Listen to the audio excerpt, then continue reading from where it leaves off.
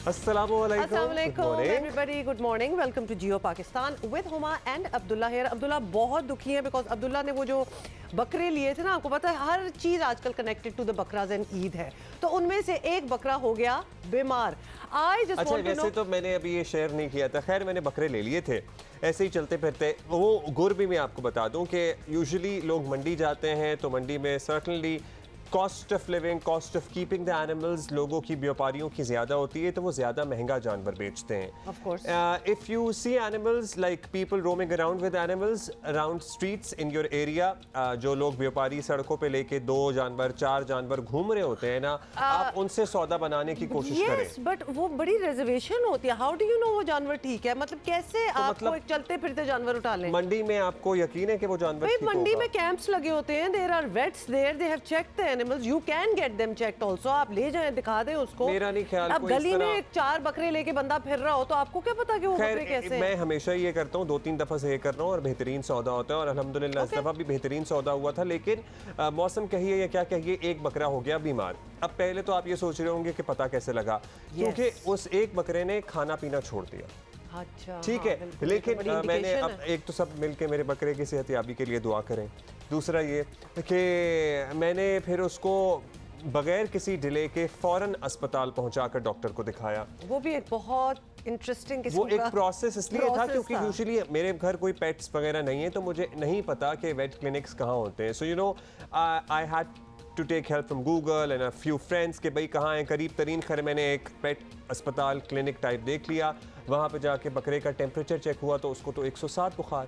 फिर उसने lungs check किए, लंग्स तो ठीक थे लेकिन उसके गले में जो था ना वो जरा गला आया हुआ था बेसिकली। तो basically to cut a long story short, उसके बाद उसने गुड़ की कुछ दवाई में ला के दिया, और ये भी नहीं मुझे पता था 3 दिन का इंजेक्शन का कोर्स है, सो 1 दिन लग गया है, बाकी 2 दिन लगने हैं। मैं बस शुक्र कर रही हूँ कि मैंने अब्दुल्ला के साथ नहीं लिए थे, वरना ये वाला बकरा तो डेफिनेटली मेरे नाम ही होता। ठीक है, और मेरा ये मानना है कि मुझे मेरे बकरे को लगी है नजर। हमने तो देखा भी नहीं। एनीवे, अच्छा इस पे हम डिटेल में बात कर लेंगे क्योंकि अब्दुल्ला भी बड़ा गमज़दा है। लेकिन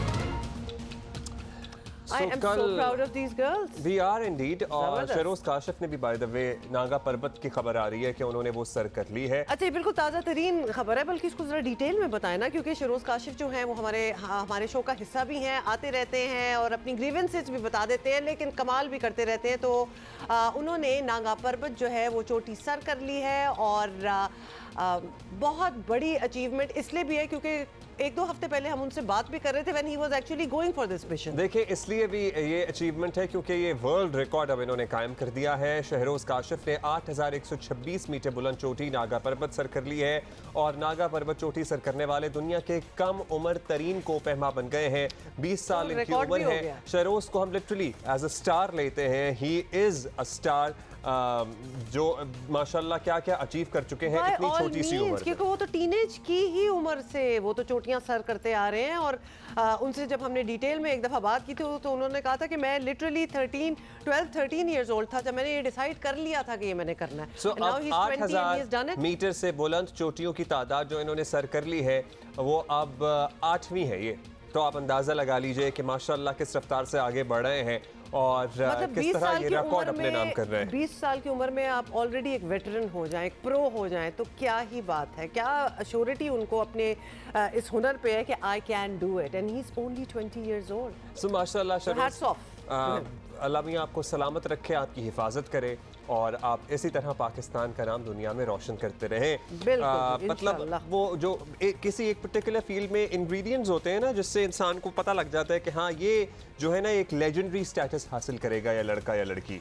सो वो शहरोज में माशाल्लाह इतने ज़्यादा हैं कि वो हमें नज़र आ रहा है अभी से कि he is going to be somebody in mountaineering जिसको दुनिया फॉलो करेगी। बेशक बेशक। अच्छा, मोर ऑन दैट लेटर। अभी ज़रा हम अपनी टॉप स्टोरीज की तरफ चलते हैं, और हमारी एक टॉप स्टोरी तहरीक इंसाफ ने मरियम नवाज की ऑडियो टेप्स पर खूब सियासत की थी, ये तो आपको याद ही होगा। लेकिन आज जब खुद पर बात आई है तो तहरीक इंसाफ को अखलाकियात और कानूनी पहलू जो हैं वो भी याद आ रहे हैं, और साबिक़ खातून अव्वल बुशरा बीबी की मुबैना ऑडियो टेप पर तहरीक इंसाफ सख्त गुस्से में है, और साथ ही पीटीआई की ये कोशिश है कि किसी तरह लोगों की तवज्जो जो है इस ऑडियो टेप से हट जाए। हट नहीं सकती because you are talking about it तो वो वैसे ही नहीं हट सकती। पीटीआई रहनुमा शीरीन मजारी ने असल मसला फोन टैपिंग जो है उसको करार दे दिया है, और क्या कहा सुन ले। फर्स्ट लेडी पे जो इल्ज़ामात लग रहे हैं, हमें नहीं पता, फोरेंसिक होगा तो पता चलेगा कि कट पेस्ट करके फैब्रिकेट की गई है कॉन्वर्सेशन क्या है, इर्रेलेवेंट है, उसमें कोई ना सियासी मुदाखलत है उस कॉन्वर्सेशन में ना कुछ और है। असल इशू जो उठता है वो फ़ोन टैपिंग का है। सुप्रीम कोर्ट का फैसला था बेनज़ीर वर्सेस फारूक लगारी। बेनज़ीर की हुकूमत को हटाया गया इस बेसिस पे कि उन्होंने इलीगल फ़ोन टैपिंग की है। सुप्रीम कोर्ट को सुओ मोटो एक्शन लेना चाहिए कि कौन सी एजेंसीज़ हैं जो ये इलीगल हरकत कर रही हैं और सुप्रीम कोर्ट के ऑर्डर को वायलेट कर रही हैं। बहुत मतलब ये जो याद है खान साहब, वो तो इसे मानता ही नहीं था इलीगल। वो तो कहते थे मुल्क के लीडरान की हिफाजत करनी होती है एजेंसियों ने, इसलिए उनकी फ़ोन टैपिंग ओके है और उनको पता होना चाहिए कि लीडरान जो है वो किससे बात कर रहे हैं। और बाय द वे ये जो आप साथ में ये भी कह गई ना कि इसमें ना कोई सियासत में मुदाखलत है, मतलब और क्या ही हो सकता है। आपको मालूम है कि जिस नौयत के इल्ज़ामात मुबैना तौर पर बुशरा बीबी उसमें प्रमोट करने को, प्रोपेगेट करने को या लगाने को तरगीब दे रही हैं, इनफैक्ट इंस्ट्रक्शंस दे रही हैं, late put it that way, उस पे लोगों की जान जा सकती है हमारे मुल्क में। Supposedly a non political personality, तो उस पे भी जरा ज्यादा तकलीफ होती है। एनीवे आगे चलते हैं। एक तरफ पीटीआई मामले पर सुप्रीम कोर्ट से खुद नोटिस लेने का मुतालबा कर रही है, लेकिन क्या अच्छा होता कि अगर इस मामले पर खान साहब जो है माजी में मौकफ जो रखते थे उसको भी एक दफ़ा दोहरा देते ताकि उस पर बात हो जाए। पहले अगर कोई एक्शन ले लिया होता तो आज ये दिन ना देखना पड़ता। वैसे ये शीरीन मज़ारी साहिब भाई ये शॉट सुन लेती तो पता नहीं फिर ये आती प्रेस कॉन्फ्रेंस करने के लिए कि नहीं आती, सुन ले। वैसे ट्रू, फौज को सब कुछ पता होता है क्योंकि जो हमारी आईएसआई है ये दुनिया की एक आउटस्टैंडिंग इंटेलिजेंस एजेंसी है। ओके। तो अब जो मैं करता हूं, जो मैं टेलीफोन करता हूं, जो भी मुझे कांटेक्ट करता है, सब कुछ आईएसआई को पता होता है। अच्छा। आईबी को भी पता होता है, आईएसआई को भी पता होता है। आज डोनाल्ड ट्रंप हो या जो बाइडन हो, ये जो करेंगे सीआईए को पता होगा क्योंकि वो प्रोटेक्ट करना होता है ना। उन्होंने एजेंसी का ये भी काम होता है कि अपने मुल्क के सरबराह को प्रोटेक्ट करें। मतलब हाउ कंफर्टेबल यू आर कि जो भी मैं बात करता हूँ आईबी को और आईएसआई को पता होता है। You should have spoken about it before, और अब ये कह देना कि ये बहुत बुरी बात है, it does not hold any ground, क्योंकि पहले आप नहीं बोले तो आप क्यों कह रहे हैं? तो फिर now you are not comfortable because जाहिर है कि उसमें ऐसा मवाद निकल आया जो आपको सूट नहीं करता। खैर नून लीग भी बुशरा बेगम की ऑडियो टेप पर खुलकर बात कर रही है और मरियम नवाज ने कल अवामी जलसे में सी पैक की जगह जी पैक की इस्तिलाह मुतारिफ करवा दी है। वैसे पॉलिटिकल डिफरेंसेस या पॉलिटिकल ओपिनियंस असाइड ये काफ़ी क्रिएटिव टर्म थी। जी पैक सुनिए ज़रा क्या कह रही है। ऐसा नहीं है कि नवाज शरीफ ने सी पैक लाया तो इमरान खान ने कुछ नहीं किया। उसने भी एक मेगा प्रोजेक्ट बनाया था जिसका नाम है जी पैक, गोगी पिंकी इकोनॉमिक कॉरिडोर। कहती है कि अगर मुझ पर कोई इल्जाम लगाए, फरा गोगी पर कोई इल्जाम लगाए तो सबका जवाब गद्दारी से देना, कहना गद्दारी हो गई।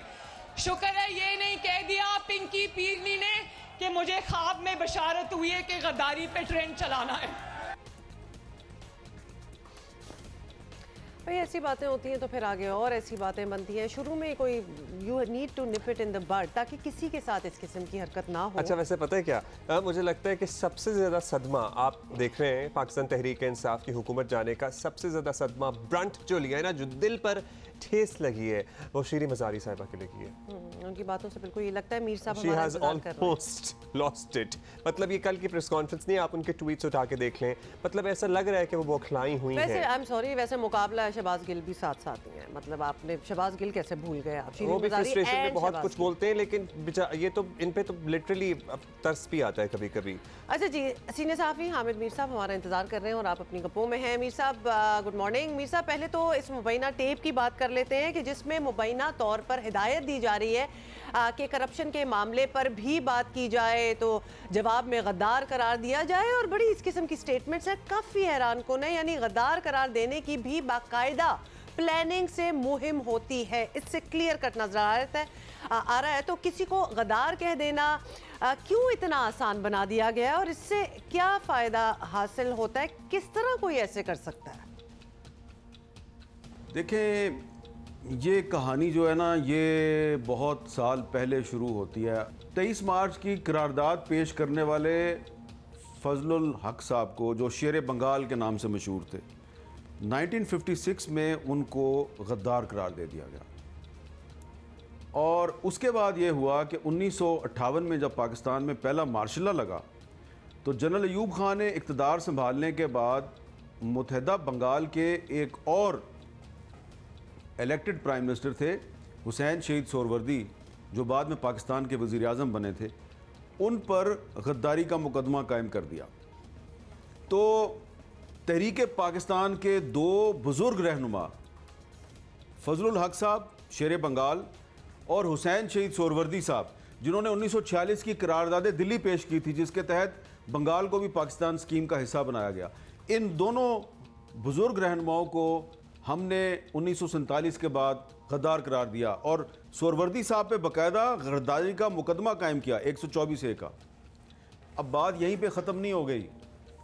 फिर 1964 में जब प्रेसिडेंशियल इलेक्शन आया और अयूब खान साहब के मुकाबले में मोहतरमा फातिमा जना खड़ी हो गई, तो अयूब खान ने मोहतरमा फातिमा जना को इंडियन एजेंट कहा, अमेरिकन एजेंट कहा, पाकिस्तान दुश्मन कहा, सिर्फ इसलिए कि खान अब्दुल गफ़ार खान साहब जो हैं वो फातिमा जना को सपोर्ट कर रहे थे, और सिर्फ इसलिए कि ईस्ट पाकिस्तान में शेख मुजीबुर रहमान मोहतरमा फातिमा जना को सपोर्ट कर रहे थे।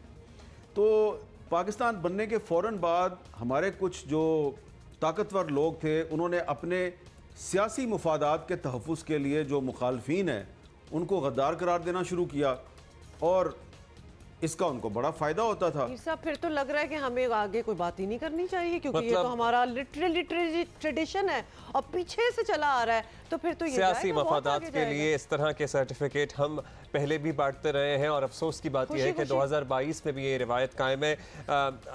आपने ज़रा अच्छा हमें माजी में ले जाकर कुछ याद दहानी भी कराई। अमीर साहब, ये बताइएगा, आप जो ऑडियोज़ आ गई हैं जिनके बारे में खदशा है कि मज़ीद भी ऑडियोज़ आ सकती हैं, और तहरीक इंसाफ बड़ी सख्त नाराज़ भी है।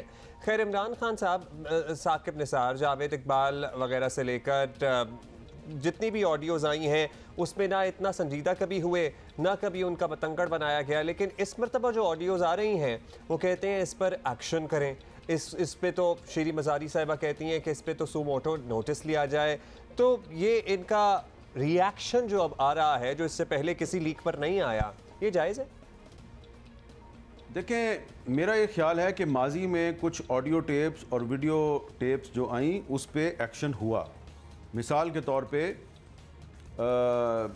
लेट 90s में जो लाहौर हाई कोर्ट के चीफ जस्टिस थे मलिक क़य्यूम, उनकी जो ऑडियो टेप आई शहबाज शरीफ साहब के साथ और सेनेटर सैफुर रहमान साहब के साथ, जिसमें शहबाज शरीफ साहब और सैफुर रहमान हाई कोर्ट के चीफ जस्टिस को इंस्ट्रक्शंस दे रहे हैं कि आपने आसिफ जरदारी को इतने साल कैद की सज़ा सुनानी है और जल्दी सुनानी है।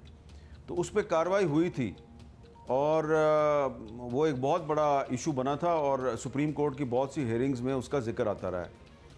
उसके बाद 3-4 साल पहले एक अकाउंटेबिलिटी कोर्ट के जज थे अरशद मलिक साहब, उनकी एक वीडियो टेप आ गई थी, तो उस पर उनके ख़िलाफ़ भी कार्रवाई हुई, उनको नौकरी से बर्खास्त किया गया और सुप्रीम कोर्ट ने उस पर एक्शन लिया।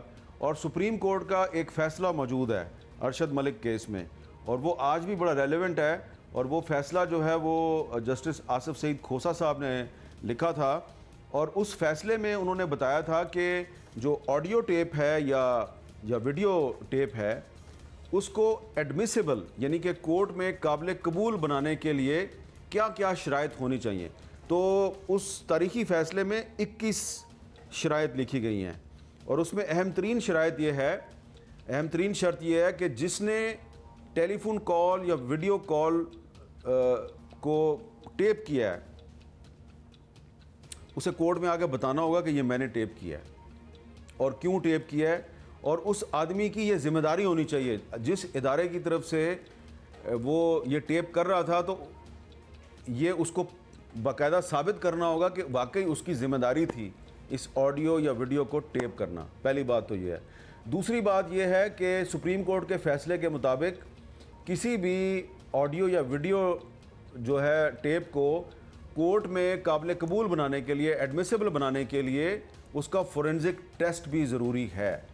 तो फोरेंसिक टेस्ट होगा तो पता चलेगा कि ये कहीं ऑल्टर्ड या कंकॉक्टेड तो नहीं है, और फिर उसकी पूरी की पूरी जो ट्रांसक्रिप्ट है उसको कोर्ट में पेश किया जाएगा, कोर्ट में उसको प्ले किया जाएगा ऑडियो या वीडियो टेप को, और मैच किया जाएगा ट्रांसक्रिप्ट के साथ कि क्या वाकई कॉन्वर्सेशन वही है जो कि ट्रांसक्रिप्ट में मौजूद है। तो ऐसे ये एडमिसिबल होगी। जी मीर साहब, वो सब कुछ तो ठीक है, लेकिन हमने इन द पास्ट भी देखा है फोरेंसिक को कौन मानता है। इधर जब किसी ने नहीं मानना होता तो नहीं मानना होता, मतलब हम कहाँ से चीज़ें हमने देखी आई हैं, अमेरिका से फोरेंसिक्स होके आए हैं, ख़तों के आए हैं, टेप्स की बात हो रही है, नहीं मानना तो नहीं मानना। तो आई डोंट नो कि ये एडमिसिबल कैसा होगा। Anyway that's how cult following is actually. Well anyway we'll move on. But Mir साहब, ये भी एक बात है कि खबरें हैं कि खान साहब की बहुत सी वीडियोस और ऑडियोज जो है वो सामने लाई जा सकती हैं। तो apparently there is a whole stash there, यानी एक सीरीज होगी दोनों तरफ से। तो क्या कोई ऐसी बात, ऐसा सरप्राइज सामने आ सकता है जिसका पहले से अंदाज़ा ना हो? और क्या पाकिस्तानी सियासत पर इन वीडियोज़ और ऑडियोज़ का कोई फ़र्क भी, एक्चुअल फ़र्क पड़ भी सकता है? और ये खदशा है ना जिसका श्री मज़ारी साहब ने कल प्रेस कॉन्फ्रेंस में जिक्र भी किया था, अंसार अब्बासी साहब की रिपोर्ट का हवाला देते हुए पहले वार्निंग दे रहे हैं कि कुछ आने वाले, like they know what's going to come. तो अगर ये कोई ऑथेंटिक चीज़ भी नहीं है और अगला कुछ बना के दे रहा है, तो फिर इनको कैसे पता चल जाता है कि कुछ आने वाला है और वो अच्छा नहीं होगा तो ये होगा? श्री मज़ारी साहबा कह रही हैं कि ये बनी गाला में जो एक सिक्योर फ़ोन लाइन थी, ये उस पर होने वाली गुफ्तगू है। तो पाकिस्तान तहरीक इंसाफ की जो लीडरशिप है उसके मौक़िफ़ में काफ़ी तज़ाद पाया जाता है। एक तरफ शहबाज गिल साहब जो है वो इस ऑडियो टेप को जाली करार दे रहे हैं, दूसरी तरफ श्री मज़ारी साहबा कह रही हैं कि ये एक सिक्योर फ़ोन लाइन से रिकॉर्ड की गई है। अलबत्ता श्री मज़ारी साहबा का ये मुतालबा बिल्कुल जायज़ है कि बताया जाए कि ये वीडियो कॉल या ऑडियो कॉल जो है ये किसने टेप की है। इसके अलावा भी कुछ वीडियो कॉल्स के बारे में हम सुन रहे हैं, वीडियो टेप्स के बारे में सुन रहे हैं। अब मेरा ख्याल है कि वो सामने नहीं आएंगी, इसलिए कि अगर वो सामने लाई भी जाए तो आप उनको टीवी की स्क्रीन पे आप उनको प्ले ही नहीं कर सकते, तो इसलिए वो तो सामने नहीं आएंगी। जैसे कि जो अरशद मलिक की जो वीडियो टेप्स थी, कार्रवाई उनके ख़िलाफ़ हो गई, लेकिन वो टीवी चैनल्स पे दिखाने के काबिल नहीं थी। तो इस तरह की कुछ जो वीडियो टेप्स हैं वो आ सकती हैं। मैं आपको ये बता सकता हूँ कि मैंने भी देखी हैं कुछ, और तहरीक इंसाफ ही के साहिबान थे, इमरान खान नहीं थे, लेकिन कुछ अहम साहिबान थे। तो जब मैंने देखी तो मुझे बड़ा अफसोस हुआ, लेकिन मेरा ख्याल है कि वो टीवी की स्क्रीन पे चल ही नहीं सकती। और फिर ये भी बताना पड़ेगा कि ये किसने रिकॉर्ड किए हैं और किस पर्पज़ के लिए रिकॉर्ड किए हैं। तो अदालत तो ये सवाल पूछेगी। तो ये टेप्स आ सकती हैं, लेकिन इन टेप्स की बुनियाद पे कार्रवाई का आगे बढ़ना काफ़ी मुश्किल होगा। बहुत शुक्रिया आपका हामिद मीर साहब। वैसे तो और बड़े सवाल आपके तो क्या होता है, क्या आता है, क्या नहीं आता, लेकिन बात यह है कि अगर अभी किसी को एतराज़ है तो एतराज़ उस वक्त भी होना चाहिए था जब इमरान खान साहब बरमला डंके की चोट पर टांग रख कर ये कहते थे कि ठीक है, मतलब करते हैं हमारी गुफ्तगू रिकॉर्ड, तो हमारे दिल में कौन सा चोर है कि हम परेशान हो। तो सर अब आप कह रहे हैं कि, या आपकी पार्टी के लीडरान कह रहे हैं कि सुप्रीम कोर्ट इस पे सुमो टोले। फॉर एवरीबडी आउट देयर, बेशक वो सियासतदान हो ना हो, जो भी हो, what comes around, what goes around comes around, मतलब आप पे भी वो लागू हो सकती है चीज़। उसको अगर कोई गलत चीज़ देख रहे हैं तो उसको उधर ही रोका जाए। अच्छा जी, Uneeba Zameer Shah is waiting for us. और क्यों हमें वो इंतजार हम उन्हें करा रहे हैं, क्योंकि हमने भाई कराची के मौसम के बारे में उनसे जरा जानना है। आज बारिश होनी है, आज बारिश होनी है या नहीं होनी है, आज बारिश या नहीं होनी है। कल तो हुई है, शाम में कहीं बहुत ज्यादा हुई है, कहीं कम हुई है। सो उनीबा, गुज़श्ता 24 घंटों में क्या सूरत हाल रही ओवरऑल शहर की? बाज़ लोगों को शिकायत थी कि भाई उनकी तरफ तो इतनी कोई खास बारिश हुई नहीं है, बस टिप टिप बूंदाबांदी टाइप सूरत हाल रही, लेकिन जनरली क्या रहा? आज की प्रेडिक्शन बताएं। वो भी बता देंगी, कल का तो पूछ लें। अच्छा, कल वाकई बहुत सारे लोगों को अफसोस रहा, क्योंकि इतनी अच्छी बारिश जितनी हम एक्सपेक्ट कर रहे थे इस सिस्टम से, वो पूरे शहर में तो नहीं बरसी, लेकिन हाँ जो मज़फ़ात के इलाके हैं जैसे सुरजानी हो, मेमार हो, वहाँ पे काफ़ी अच्छी बारिश हुई। अभी जो मानसून सिस्टम है वो सिंध पर मौजूद है और आज भी उम्मीदें बाकी हैं कि ये सिस्टम बारिश बरसाएगा। टाइम फ्रेम वही है जैसे कल हुआ था, जैसे जैसे गर्मी बढ़ती है, हब्स बढ़ता है तो बारिश बनने का सिस्टम बनना शुरू हो जाता है। आज भी यही इम्कान है कि कराची के जो शुमाल मशरक़ी हिस्से हैं जैसे नूरियाबाद है, ठट्टा है, बदीन है या कीर्थर रेंज है, वहाँ पर गरज चमक के बादल बनेंगे। ऐसे ही गिडानी और सोमियानी से भी गरज चमक के बादल बनेंगे और वो शहर की जानिब आएंगे। तकरीबन 2 से 3 बजे के बाद शहर में बारिश का इम्कान है और कुछ माहिरीन मौसमियात कहते हैं कि आज भी अच्छी उम्मीदें आप रखें क्योंकि कहीं हल्की हो सकती है, कहीं मुतदिल हो सकती है और कहीं कहीं तेज़ बारिश हो सकती है। बल्कि कल भी कहा जा रहा है और पूरा वीक ही कुछ ऐसे ही, क्योंकि एक और सिस्टम मानसून का बना था खलीज बंगाल में। कल तक वो मशरक़ी भारत में मौजूद था, अब वो वस्ती भारत पर आ चुका है और उसकी जो मूवमेंट है वो थोड़ी तेज़ है और कहा जा रहा है कि 7 जुलाई से ये सिंध पर असरअंदाज होगा। तो ईद के दिनों में भी बारिशों का इम्कान है और इस साल तो महकमा मौसमियात ने पहले ही मामूल से ज़ायद बारिशों की पेशन गोई की है सिंध और बलूचिस्तान में। तो आज बारिश होगी शाम के औकात में कहीं बारिशों की जो शिद्दत है, आज बारिश होगी शाम में कहीं कराची 3 से 8 बजे के दौरान। जी हाँ, यही उम्मीद रखें। आप मुझसे बार बार पूछ रहे हैं, मुझे लग रहा है आपको यकीन नहीं आ रहा। बारिश का इम्कान है, कहा तो यही जा रहा है, लेकिन कराची में अक्सर बादल धोखा दे जाते हैं, यहाँ आते हैं और समंदर में बरस जाते हैं। लेकिन आज भी उम्मीद है कि 3 बजे से बारिश का आगाज़ होगा, हल्की से मुतदिल और कहीं कहीं तेज़ बारिश भी हो सकती है और वक्फे वक्फे से बारिश का सिलसिला रात तक जारी रहने का इम्कान है। लेकिन अभी तो आपके पस मंज़र में ज़रा थोड़ी ज़्यादा सी धूप नज़र आ रही है। Thank you Neeba, thank you for being with us. बहुत ज़्यादा धूप है और हब्स भी बहुत ज़्यादा महसूस किया जा रहा है। जी बिल्कुल, we can see that, we can feel that, और ज़रा क्लियर हो जाता है स्काई और वो और ज़्यादा गर्मी फील होती है। लेकिन उन्नीबा से हमने निकलवा ही लिया बार बार पूछ के कि आज बारिश, उनको कहना ही पड़ा कि जैसे आज बारिश है, but our phones are also telling us. Karachi के शहरी जनाब लूट मार और स्ट्रीट क्राइम से सख्त परेशान है और आजकल तो आपको पता है, प्लीज़ बहुत एहतियात कीजिए। कैश वगैरह लोग कैरी कर रहे होते हैं ना, मंडी जाना है आना है, तो इस तरह की वारदातें और बढ़ जाती हैं। शहरियों को गलियों और सड़कों पर दंदनाते फिरते जराइम पेशा अफराद से छुटकारा दिलाने के लिए अब सिंध हुकूमत के दावे, अब तक तो दावे ही हैं, लूटमार और छीना झपटी के वाक़यात को रोकने के लिए सेफ सिटी प्रोग्राम की कई बार तजवीज़ सामने आई है, लेकिन हर मरतबा अवामी मफाद का ये मनसूबा खटाई की नज़र हो गया है। लेकिन अब कराची वालों के लिए अच्छी खबर है कि सेफ सिटी प्रोग्राम पर काम का आगाज़ चंद दिनों में हो रहा है। आपको बताएं कि कराची में 12,000 कैमरे लगेंगे। पहले मरहले में 6,000 कैमरे जो हैं वो दिसंबर तक काम शुरू कर देंगे और सेफ सिटी कैमरे कराची के तमाम जोन्स, तमाम entry exit points, shopping centres, business areas को कवर करेंगे और अगर किसी जराइम पेशा शख्स का चेहरा नज़र आता है तो इसे शहर में भी ट्रैक किया जा सकेगा। वारदात से पहले या बाद में कोई शख्स कहाँ कहाँ रहा होगा, सब मालूम हो जाएगा। Basically they are going to see everything. अच्छा, ये सेफ सिटी प्रोजेक्ट बड़ी कामयाबी से लाहौर में चल रहा है, इस्लामाबाद में भी इसका लाहौर में तो it's been successful, it's going very well since years now। Karachi में हम ही कितनी मरतबा इस मामले को उठाते रहते हैं, बिल आखिर ये अब फिर से कहा जा रहा है कि हो जाएगा, कब तक होगा एक्चुअली में ये हम जान लेते हैं। डीजी सेफ सिटी प्रोजेक्ट मकसूद मेमन साहब हमारे साथ मौजूद हैं। मकसूद साहब, सबसे पहले तो ये बता दीजिए कि दायरा कार क्या है आपके, ये पहले या दूसरे मरहले का, कितने कैमरे आप लगा रहे हैं, किन किन इलाकों को प्राइमरीली फोकस किया जा रहा है और कब तक लग जाएंगे? सेफ सिटी, जैसे कि आप इतने दिनों से सुनते आ रहे हैं कि सेफ सिटी प्रोजेक्ट कराची का लग रहा है, इसमें थोड़ा डिले ज़रूर हुआ है, मगर अभी सिंध गवर्नमेंट की मदद से और NRTC के कोऑर्डिनेशन के साथ, जो कि इसकी कंडक्टिंग एजेंसी है, ये प्रोजेक्ट जुलाई से शुरू होने जा रहा है और सेफ सिटी के अंदर हम 12,000 कैमरा अभी लगाने जा रहे हैं। पहले 10,000 का प्लान था। जो पुराने 2,000 कैमरे ऑलरेडी एग्जिस्टिंग है कराची में, उसको हम इसके साथ ही अपग्रेड कर रहे हैं और वो भी नए इंस्टॉलेशन के साथ। टोटल कंप्लीट प्रोजेक्ट 12,000 कैमरा का है।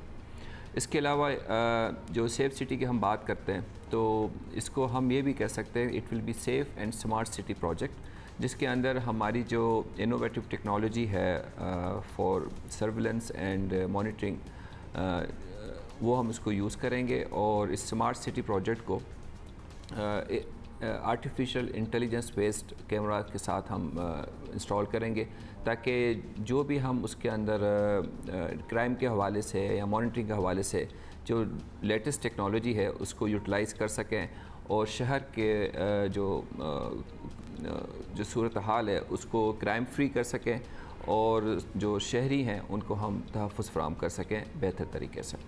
अच्छा मकसूद मेमन साहब, बहुत अरसे से इसका जिक्र तो हो रहा है, काफ़ी बार इसको शुरू करने की कोशिश भी की है, तो इस पर माजी की लागत क्या थी और अब ये मंसूबा कितने में मुकम्मल होगा, ये ज़रा शेयर करें।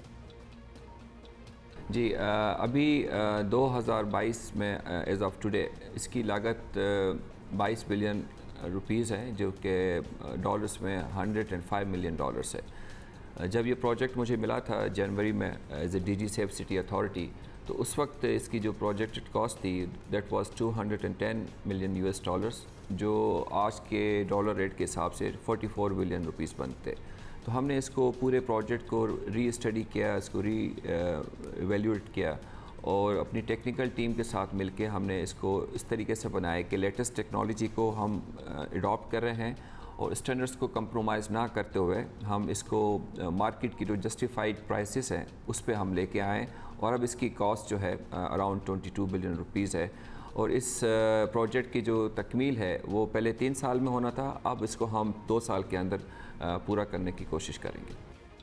अच्छा, अब मकसूद साहब लास्ट ये बता दें कि सेफ सिटी प्रोग्राम मंसूबे में इंफ्रास्ट्रक्चर किस किस्म का है, कैमरे किस तरह के लगाए जा रहे हैं? आपको पता है एट टाइम्स रख तो जाते हैं कैमरे, फिर वो जूम नहीं कर पाते जितनी रिक्वायरमेंट होती है, किसी वो क्लियर नहीं होते, एग्जैक्टली किसी वारदात के बाद अल्लाह माफ़ करे। और ये जो टेक्नोलॉजी आप लाने की कोशिश कर रहे हैं, जो FR टेक्नोलॉजी है, ये क्या है और किस तरह से आपको मदद मिलेगी अमन व अमान कायम रखने में शहर में इससे?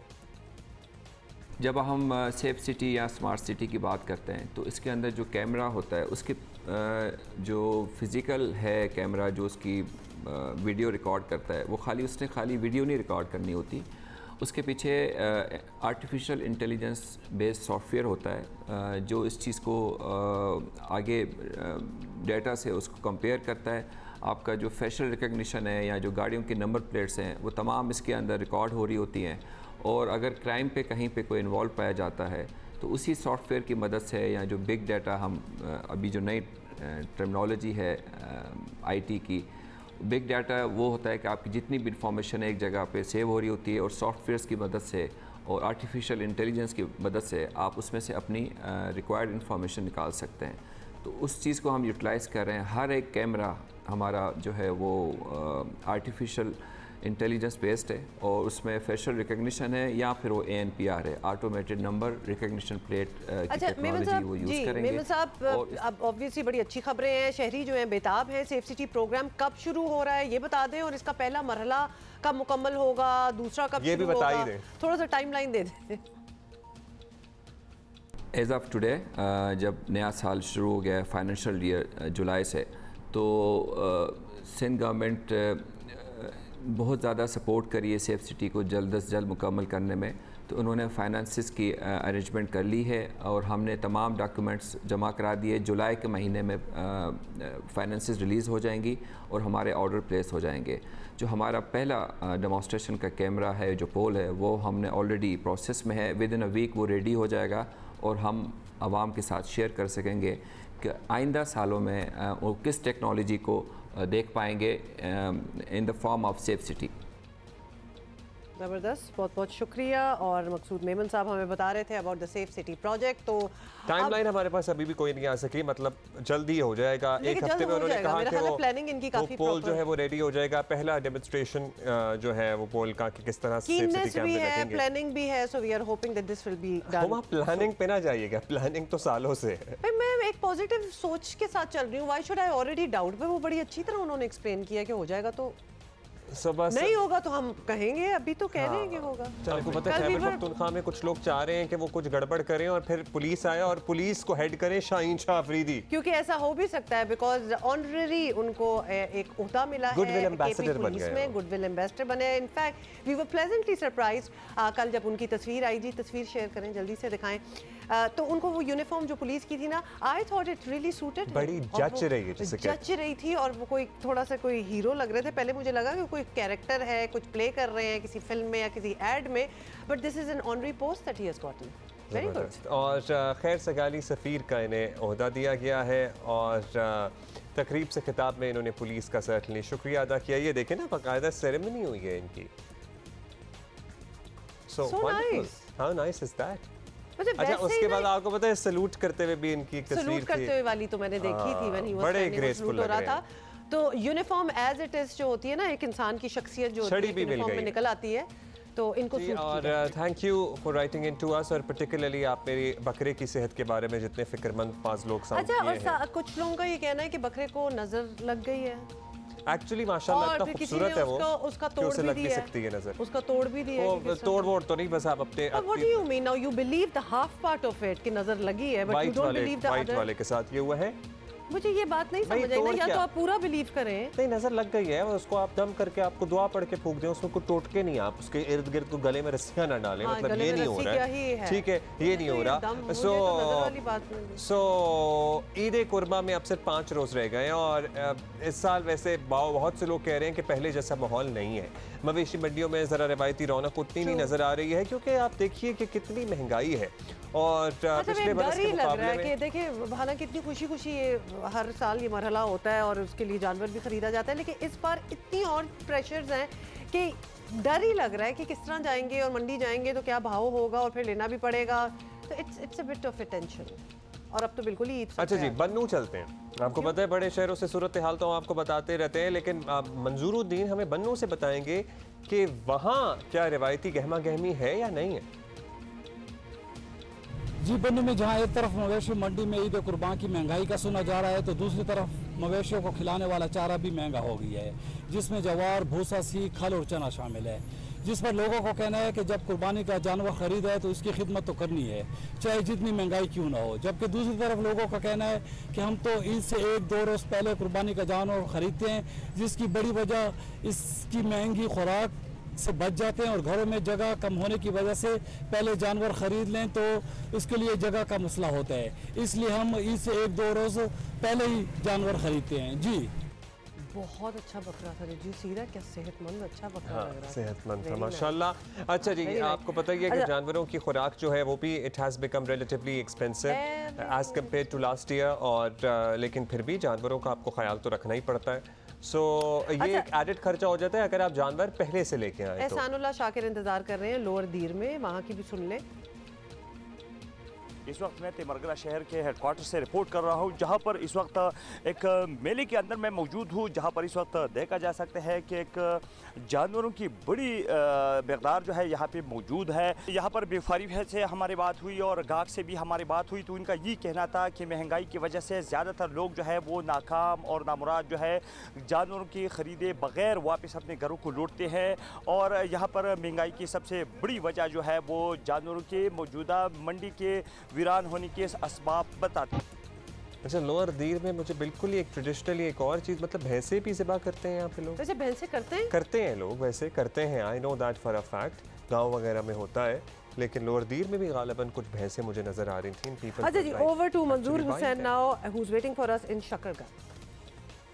जी, ईद कुर्बान में चंद रोज़ बाकी हैं। शकरगढ़ में मंडी मवेशियाँ सज चुकी है, बहुत सारे जानवर जो हैं वो यहाँ पर लाए गए हैं, ना सिर्फ पंजाब बल्कि दूसरे सूबों से भी यहाँ पर व्यापारी अपने मवेशी बेचने के लिए पहुँचे हुए हैं, लेकिन जितनी तादाद में मवेशी हैं उतनी तादाद में ख़रीदार देखने को नहीं मिल रहे। शहरियों का कहना है कि हम बार बार जो है वो मंडी का रुख करते हैं, लेकिन कीमतों की वजह से हम छोड़कर वापस चले जाते हैं। दूसरी जानब व्यापारी भी साथ पे बैठे हैं कि ये जो विंडो शॉपिंग करने वाले ख़रीदार हैं, ये आखिरी रोज़ जो है वो यकीनन हमारी छुरी के नीचे आएंगे। जी, सो विंडो शॉपिंग वहाँ जारी है, और वैसे कराची, लाहौर, इस्लामाबाद एट्सेट्रा एट्सेट्रा यहाँ पर भी यही सूरत हाल है, विंडो शॉपिंग ज़्यादा हो रही है, और कराची में तो पर्टिकुलरली बारिश की भी पेश गोई थी, तो लोग उस पर अवॉइड करते हैं कि जानवर ना बारिश के दिनों में घर लेके। दैट इज़ ट्रू, बिकॉज वो एक और गंद और रौला भी मचता है, लेकिन कराची में तो आपको पता ही है पहले ज़रा टेंशन थी, मंडियों में इतने ज़्यादा लोग वही ले रहे थे नहीं ले रहे थे, लेकिन ये कुछ कल के विजुअल्स आपको इसलिए दिखाना चाहते हैं बिकॉज कल हमारे यहाँ बारिश हुई, और फिर जो मंडी का हाल हुआ तो वो भी सामने आप देख लें, कीचड़ भी हो गया। वैसे यू नो व्हाट, ये तो होना ही था, अब कहीं भी बारिश होगी और वो बड़ा मेकशिफ्ट अरेंजमेंट होती है इन मंडियों की, इट्स नॉट एज इफ कि कोई पक्की ज़मीन होगी, तो ये तो होएगा ही है। लेकिन एटलीस्ट वो जानवर धुल तो गया होगा। अच्छा, पता है क्या, लोगों को लगता है कि रेट टूट जाता है, कोई रेट वेट नहीं टूटता, ये सब मतलब ये सब है वही हवाई बातें। ये जो हर कोई ईद के दिनों में जानवर और मंडी एक्सपर्ट बना होता है ना, एक तरफ से सुना करें दूसरी तरफ से निकाल दिया गया। एक्चुअली ईद से 1-2 दिन पहले तो रेट जरा नीचे आ ही जाता है ना, दे नीड टू सेल। आ जाए तो आ जाए, एट टाइम्स डिमांड ज़्यादा होती है और सप्लाई कम होती है तो रेट उल्टा ऊपर चला जाता है। इट्स जस्ट तुक्का। अच्छा भाई, एक कुछ खूबसूरत फुटेज भी आपको दिखाना चाहे। खूबसूरत ही है ना, इस्लामाबाद की बारिश है ना हो, मतलब और ये कैसे हो इस्लामाबाद की बारिश खूबसूरत ही होती है। इस्लामाबाद शहर ही खूबसूरत है और अल्लाह माफ़ करे इस्लामाबाद की गर्मी भी ऐसी। अल्लाह माफ़ करे मतलब वेट कर जाओ, अभी हम तारीफ में लगे हुए हैं। तारीफ में लगे हुए हैं। मैं आपको पता है ना, पिछले हफ्ते इस्लामाबाद में था एक दिन के लिए, तो it was terribly hot. It was terribly hot because मुझे और भी लोगों ने बताया जो इस्लामाबाद में हैं कि वो बात अब इतनी नहीं रही जो एक ज़माने में होती थी, क्योंकि गर्मी जब पूरे मुल्क में होती है तो कड़ाकेदार गर्मी इस्लामाबाद में भी होती है। लेकिन इस वक्त हम एक स्टूडियो में जहाँ एसी भी ऑन है अल्हम्दुलिल्लाह,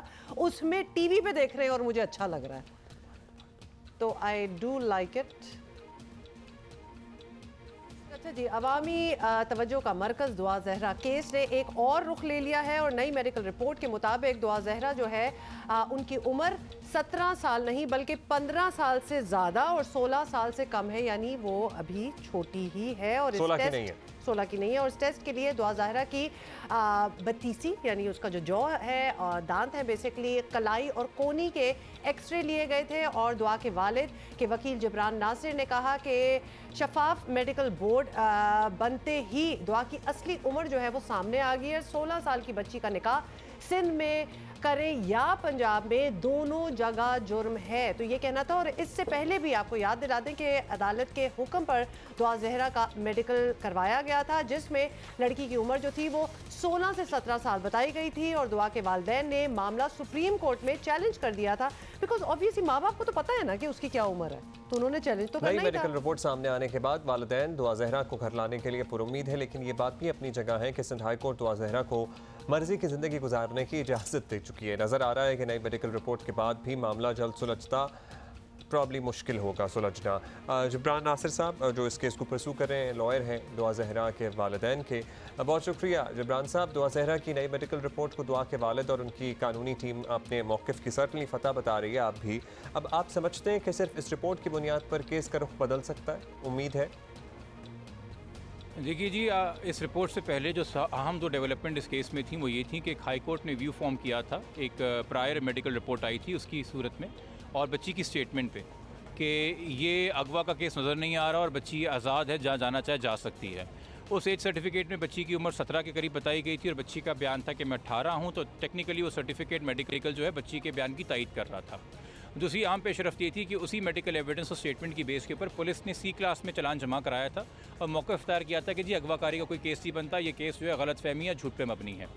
अब जो मेडिकल रिपोर्ट आई है जो कह रही कि बच्ची 15 के करीब है, वो तायद कर रही है उस नादरा एविडेंस की जो पहले दिन से हमारे क्लाइंट मेहदी अली काज़मी साहब और उनकी बेगम साइमा काज़मी साहब सबके सामने रख रहे हैं। और उस वजह से जो है वो एज सर्टिफिकेट भी पहला नल एंड वॉइड हो गया है और बच्ची की जो स्टेटमेंट थी वो भी एक तरीके से उसकी क्रेडिबिलिटी हिट हो गई है। और जब बच्चा 16 साल से कम हो तो उसका इम्पैक्ट ये होता है कि लड़कियों के मामले के अंदर जो आपके अगवाकारी के हवाले से ऑफेंसेस हैं वो अट्रैक्ट हो जाते हैं, चूँकि कानून तस्वुर करता है कि 16 साल से कम उम्र बच्ची वरगला के भी घर से बाहर बुलवाई जा सकती है और वो भी किडनैपिंग है। दूसरा, पंजाब में जो शादी का कानून है वो भी 16 साल से कम उम्र लड़की से शादी करने को जुर्म करार देता है, तो वो भी अट्रैक्ट होता है क्लियरली। और तीसरा जो सेक्शुअल ऑफेंसेस के हवाले से है कि बच्ची 16 साल से कम उम्र में रजामंदी नहीं दे सकती किसी भी जिनसी ताल्लुक के लिए, तो वो ऑफेंसेस भी अट्रैक्ट होते हैं। तो उस हवाले से जो पहली दो अहम डेवलपमेंट थी उनको एक तरीके से हिट कर दिया गया है और अब दोबारा से अदालत आला जो है आलिया वो इस बारे में गौर करेगी कि बच्ची को आज़ादी देनी चाहिए कि वो जहाँ जाना चाहिए। अब चूँकि वो माइनर प्रूव हो गई है तो वालिदैन के पास बच्ची को भेजना चाहिए और जो पुलिस है उससे भी उम्मीद है कि अब वो प्रॉपर इन्वेस्टिगेशन करते हुए जो इस केस के मुल्ज़िम उन्हें गिरफ्तार करेगी और जो ऑफेंसेस हैं उनमें उनको चार्ज करेगी। अच्छा जिब्रान, अगर उम्र 15 और 16 के दरमियान बताई जा रही है तो फिर इसे 16 भी, कुछ लोग तो कहेंगे जी फिर 16 मान लेंगे और पंजाब में ये शादी की लीगल उम्र हो जाती है अबव 16, तो इस पर आपका जवाब क्या होगा? आप लोग प्लीज़ रिपोर्ट पढ़िए, एक ही जुमला है 15 से 16 साल नियरर टू 15। आप आधा जुमला पढ़ के मुझसे सवाल करेंगे तो मैं पूरा जवाब आपको कैसे दे सकूँगा जी। अच्छा जिब्रान साहब, चलें ये बताइए कि इस पूरे मामले में कानूनी मसाइल के साथ साथ एक अहम पहलू ये भी है कि दुआ की अपनी राय क्या है। अब सबके सामने तो वो यही कह रही है, you know, YouTube interviews etcetera etcetera, कि वो किसी भी सूरत में अपने वालिदैन के पास नहीं जाना चाहती। तो क्या ये ऑप्शन वालिदैन को कबूल होगा कि दुआ किसी और सरकारी इदारे या दारुल अमान वगैरह में चली जाए instead of living with Zaheer? और she doesn't have an option, she is still a minor. देखिए, माँ की आगोश से बेहतर कोई शेल्टर नहीं होता। आप अगर ये मानने को तैयार हैं कि बच्ची अपनी उम्र के बारे में झूठ बोल रही थी, तो आप ये गुमान क्यों पाल रहे हैं कि बाकी तमाम मामलात के अंदर बच्ची सच बोल रही है? अगर आप ये अब मानने को तैयार हैं मेडिकल एविडेंस को देख के और नादर डॉक्यूमेंट्स को देख के कि बच्ची के पहले जो बयानात थे वो झूठ पे मबनी थे, उसकी वजह कोई खदशात भी हो सकते हैं, कोई डर और खौफ भी हो सकता है, कोई वसवसा भी हो सकता है, कोई मिस इन्फॉर्मेशन भी बच्ची को दी जा सकती है, मिस रिप्रेजेंटेशन भी दी जा सकती है जिस वजह से उसने बयान दिए थे। तो जो सब कुछ कह रही है इसकी क्या क्रेडिबिलिटी रही है? और अभी तक कोई ऐसा केस हमारे सामने नहीं आया है कि बच्ची को अपने घर में अपने वालिदैन से कोई ख़तरा हो। ये तो एक अजीब सी बात है कि पहले जो है एक अगवाकार एक माँ की गोद उजाड़े और फिर रियासत बज़द हो जाए कि बच्ची को शेल्टर होम में रखना है और वो माँ की गोद उजाड़े। तो ये तो आप eventually at the end of the day दोनों सूरतों के अंदर माँ के पास उसकी औलाद नहीं है। तो इंसाफ तो वही होगा कि एक बच्ची को जिसको धोखे के ज़रिए वरगला के क्राइम का निशाना बना के अपने घर से बाहर निकाला था, उसको दोबारा रियासत अपनी जिम्मेदारी पूरी करते हुए माँ बाप को लौटा दे। वरना इस तरह तो सबकी बच्चियाँ जो हैं कल को शेल्टर होम के अंदर होंगी और हम बच्चों के बयानात के ऊपर चल रहे होंगे जिन बच्चों को ये भी नहीं पता कि वो किन हालात के अंदर क्या बात कर रहे हैं और आगे मुस्तकबिल में उनके साथ क्या होने वाला है। ओके, बहुत बहुत शुक्रिया इमरान नासिर जो दुआ ज़हरा के वालिदैन के लॉयर हैं, हमसे बात कर रहे थे और बात बिल्कुल सही है। लेकिन आई एम जस्ट थिंकिंग कि वो क्या इन्वायरमेंट होगा जिसमें ये बच्ची के साथ जो भी हुआ, बेशक अगवा हुई है, ऑन हर ओन गई है, झूठ भी बोला जा रहा है, 15 साल की है, बहुत कुछ कहा जा सकता है इस मामले पे, लेकिन आई थिंक अभी मामला सब जुडिस है, सो लेट्स सी क्या होता है इसका। सीनियर एजुकेशनिस्ट करियर काउंसलर आबदी साहब हमारे साथ मौजूद हैं। अच्छा, बड़े पर्टिनेंट सवाल हैं जो आबदी साहब के लिए स्टूडेंट्स ने भी भेजे और हम आबदी साहब को पुट करें। आबदी साहब अस्सलाम वालेकुम। आबदी साहब, पाकिस्तानी स्टूडेंट्स जो है उनका बैरून मुल्क तालीम हासिल करने का रुझान जो है वो बहुत ज़्यादा तेज़ी से बढ़ा है, मे बी बिकॉज मुल्क के हालात वो देख रहे हैं, जाना चाहते हैं, जो भी है वजह आप हमें बता सकते हैं। और बड़ी तादाद जो है वो बरतानिया जाने की ख्वाहिशमंद है, तो और भी बड़ी जगह हैं जहाँ पढ़ा जा सकता है और बरतानिया तो बहुत ही महंगा है आजकल पढ़ाई के लिए। दूसरा ये बताएं कि बर वक्त वीज़ा हासिल करने के लिए कौन से इकदाम जो हैं वो ज़रूरी हैं ताकि स्टूडेंट्स जो है वो और ये भी इत्तलाते हैं आबदी साहब के स्टूडेंट्स वीज़ा अपॉइंटमेंट्स और प्रोसेसिंग में बहुत टाइम लग रहा है। All those who want to go to UK, क्या करें वो? देखिए, पेंडेमिक के बाद जो है वो पेंडेमिक के दौरान बच्चों ने 1 सेमेस्टर 2 सेमेस्टर ऑनलाइन पढ़ा और पेंडेमिक के बाद अब उनकी ख्वाहिश है कि वो पूरा कोर्स अपना ऑन कैंपस करें और यूनिवर्सिटीज़ जो हैं वो तैयार हो गई हैं वेलकम करने में और अब तेज़ी से बच्चे जो हैं अपने चॉइस कंट्रीज़ की तरफ जा रहे हैं। बरतानिया एक बहुत अहम और चॉइस कंट्री इसलिए है कि हमारे पास जो एक मेजॉरिटी बच्चों की जो है वो कैम्ब्रिज और ए लेवल एजुकेशन में है और यूके के अंदर जो डिग्रीज़ हैं अंडर ग्रेजुएट की वो 3 साल की हैं, पोस्ट ग्रेजुएट की 1 साल की हैं, ये बड़ा बेनिफिट है। इसके अलावा जो बहुत इम्पॉर्टेंट चीज़ है बच्चों को नोट करने वाली वो कि यूके जो स्टूडेंट वीज़ा है वो बड़ा सिंप्लीफाइड प्रोसेस है और अगर आप जेन्युइन स्टूडेंट्स हैं and you have the right papers and specs with you तो मैं समझता हूँ ये ईजीएस्ट वीज़ा रूट है और बड़े एहतियात से लफ्ज़ ईजीएस्ट इस्तेमाल करूँगा, इसलिए कि अगर आप अपने तमाम कागजात को सही तरह अपने फॉर्म को फिल करेंगे तो आपका वीज़ा जल्दी इशू हो जाएगा। राइट, आबदी साहब बहुत बहुत शुक्रिया for answering some of those questions और स्टूडेंट्स इससे फ़ायदा भी उठा लेंगे। लेकिन ये भी बताना चाहती हूँ कि बहुत और दुनिया में जगह हैं, मतलब there are so many kids now, young people going to Turkey also, Malaysia बहुत अरसे से जाते हैं, मलेशिया तो खैर जा ही रहे हैं, मतलब और भी बड़े एवेन्यूज़ और जगह खुल गई हैं जहाँ की बहुत आला डिग्रीज हैं, जॉब्स हैं, तो ज़रा एक्सप्लोर कीजिए और भी। सो एनी हाउ जनाब आबदी साहब से हम बात तो करते हैं लेकिन टाइम ज़रा मुख्तसर होता है यहाँ पे टीवी पे, आप इन्हें ऑनलाइन ढूंढ के आप अपने तफसीली जवाब जो है वो इनसे ऑनलाइन पूछ सकते हैं और सारा प्रोसेसिंग भी ये आपको बता देंगे, समझा देंगे। अभी हम आगे बढ़ेंगे और बताना आपको ये है कि ICC वनडे रैंकिंग पर दूसरे नंबर पर मौजूद हमारे क्रिकेट टीम के ओपनर इमामुल हक का काउंटी सीजन के आखिरी मरहले के लिए समरसेट काउंटी के साथ हो गया है कॉन्ट्रैक्ट। सो ज़बरदस्त हो गई है ये बात, और इमामुल हक काउंटी सीजन के आखिरी 4 मैचेस में समरसेट काउंटी की करेंगे नुमाइंदगी। वो समरसेट जो है उन्होंने इमामुल हक के साथ मुआहदे की तस्दीक भी कर दी है, and I think it's going to be a good season for him. अच्छा जी, वक्त कम है, ज़रा मुकाबला सख्त है। आज हम याद कर रहे हैं, बल्कि एक ट्रिब्यूट भी दे रहे हैं कारगिल जंग के हीरो को, जिनका नाम भी शेर था और वो थे भी शेरों जैसे। मतलब क्या उनके कारनामे हैं, बहादुर और डर। बात हो रही है शहीद कैप्टन कर्नल शेर खान की, जिन्होंने कारगिल के महाज पर शुजात की वो दास्तान रकम की कि दुश्मन आज तक उन्हें नहीं भूला। 5 जुलाई 1999 को कैप्टन कर्नल शेर खान शहीद और उनके 14 साथियों को भारत की मुज़ाहिमती नाकाबंदी को ख़त्म करने का मिशन सौंपा गया। कैप्टन कर्नल शेर खान शहीद ने साथियों के साथ भारतीय फ़ौज पर इतना शदीद हमला किया कि दुश्मन के पाँव खड़ गए। भारतीय फ़ौज को इजाफी नफरी मंगवाना पड़ गई।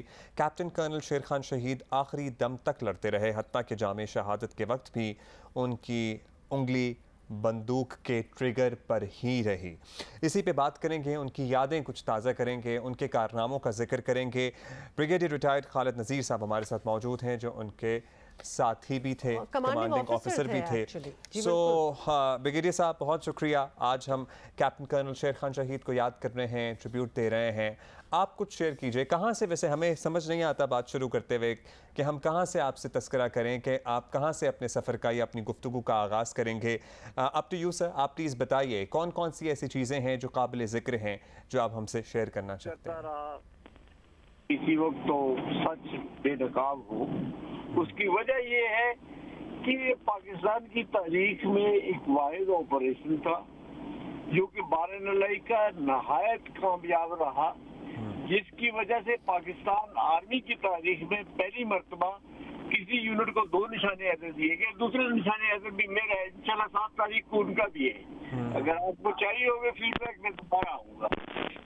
तो 2 निशाने हैदर, 9 सारा जुर्रत, 9 तमगा जुर्रत, 1 सारा बसालत, 8 तमगा बसालत और 4 इम्तियाजी सनद दी गई। टोटल 33 ऑपरेशन अवार्ड एक यूनिट को एक ही गो में दिए गए। असल में ये कहानी है, एक राजा 2 कंपनियां मनफी यानी आधी बटालियन लड़ रही थी दुश्मन की एक ब्रिगेड के, एक डिवीजन के खिलाफ, और उस डिवीजन में भी 8 यूनिटें थी। और इतनी इस्तकामत इन्होंने दिखाई और इतनी बहादुरी इन्होंने दिखाई कि दुश्मन को भी मजबूरन कहना पड़ा कि ये बहादुर लोग हैं। लेकिन हम क्योंकि डिसिप्लिन आदमी से हमारा ताल्लुक है, हमने कोशिश की हतल वसा कि जो फर्ज हमें सौंपा गया था वो हमने मुकम्मल कर दिए हैं, आगे हुए हैं। देखिए, अगर मैं कुछ कहूँ कि जी कैप्टन कर्नल शेर ने ये किया, कैप्टन शेर ने वो किया और कामयाबी हुई, फिर शायद थोड़ा सा उसमें एग्जिजेशन आई क्योंकि he was under my command. लेकिन हकीकत देखनी है तो मेरी तमाम ये तहकीक करने वाले जितने रिसर्च करते हैं अदारे, चाहे वो आर्मी का हो, चाहे वो सिविल का हो, किसी का भी जो है, वो एक मर्तबा रिसर्च करके ये देख लीजिएगा कि क्या आज तक कोई एक चैलेंज 1-25 की तफरीक के साथ दुश्मन की डंडी से लड़ी है, क्या 1-25 के हिसाब से दुश्मन की इन्फेंट्री से लड़ी है। लड़े हैं लोग, शहीद भी हुए हैं, लेकिन हमारे लोगों ने बहुत बहादुरी की दिखाई है। कैप्टन कर्नल शेर मुझसे तकरीबन 12 किलोमीटर की मुसाफत पे थे जब एक दुश्मन की सिख बटालियन, जो कि मैं कहूँगा बहुत उन्होंने भी अच्छा काम किया था, वो बीच में आ गई और उन्होंने मेरी काशिफ पोस्ट और मेरी वकील पोस्ट को काटने की कोशिश की। मेरे पास एक ही ऑप्शन था कि मैं एक रिजर्व फोर्स क्रिएट करूं जिससे मैं हमला लॉन्च करूं, और उसके लिए मैंने कर्नल शेर का इंतखाब किया। कैप्टन शेर मेरे पास तकरीबन रात को 1:30 बजे पहुंचे। इसके अलावा कैप्टन अमार हुसैन शहीद, जिनका तल्लक SSG से था और मेरी SSG की कॉमनी के थे, वो मेरे साथ वॉलंटियर तौर पर आकर मिले। इन दोनों बहादुरों ने वो कारनामा अंजाम दिया जब दुश्मन पर काउंटर अटैक की बारी आई। मैं ये नहीं है, मैं गुरगामी नहीं हूँ, मैं को पीछे हट के वो मंजर कशी करने वाला नहीं, मैं साथ था इनके साथ। मुझे भी जो है वो अल्लाह ताला ने मौका दिया कि मैं अपने मुजाहिदों के साथ लड़ूं। मेरे जो है ऑफिसर शहीद हो गए, लेकिन खुदा गवाह है, ना कोई पोस्ट गई, ना कोई नुकसान, ना ज्यादा नुकसान हमारा हुआ। हम इसी जो है इलाके को पकड़े हुए थे, जबकि हमें आखिर में बताया गया अभी आप उधर से वापस आ जाए। ये कहानी है। तो ज़बरदस्त ब्रिगेडियर साहब, मतलब आपने बहुत सारी चीज़ें हमें याद भी करा दी और दोबारा से लिटरली आप बता रहे थे और हमारी आंखों के सामने वो मंजर चलना शुरू हो गए कि एक तो इतना मुश्किल टेरेन और किसी में इतनी बहादुरी, इतना जज्बा कैसे हो सकता है। ये दोबारा से एक रीविजिट इंसान, यही हमारी अफवाज पाकिस्तान का खासा है। बहुत शुक्रिया। ब्रिगेडियर रिटायर्ड खालिद नज़ीर साहब हमारे साथ मौजूद थे। ट्रिब्यूट हम दे रहे थे कैप्टन कर्नल शेर खान शहीद निशान हैदर को। See you tomorrow. Have a great day.